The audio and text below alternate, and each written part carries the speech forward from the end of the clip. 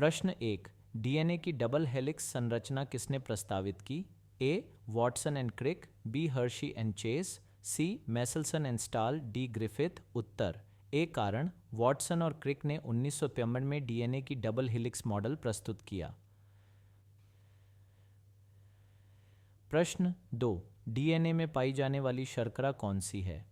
ए. Ribose, B. Deoxyribose, C. Glucose, D. Fructose. उत्तर B कारण DNA में 2 कार्बन पर OH नहीं होता, इसलिए इसे डीऑक्सीरिबोज कहते हैं। प्रश्न 3, चारगफ नियम किससे संबंधित है? ए. डीएनए प्रतिकृति, बी. आधारों की समानता, सी. प्रोटीन संश्लेषण, डी. आनुवंशिकी। उत्तर बी कारण A, T और G, C की बराबरी चारगफ नियम बताता है।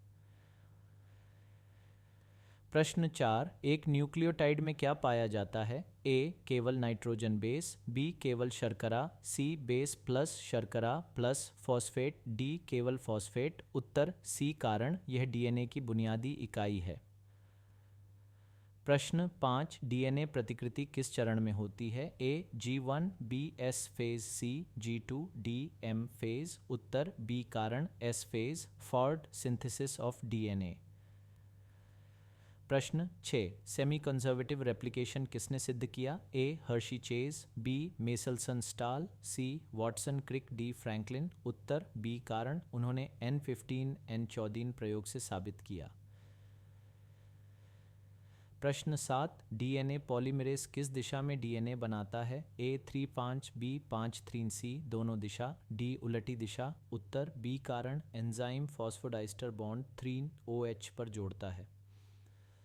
प्रश्न 8, लीडिंग स्ट्रैंड कैसी बनती है? ए. असतत, बी. सतत, सी. उलटी दिशा, डी. आरएनए पॉलीमरेज से। उत्तर बी कारण लीडिंग स्ट्रैंड रेप्लिकेशन फॉर्क की दिशा में सतत बनती है। प्रश्न 9, लैगिंग स्ट्रैंड के टुकड़े कहलाते हैं?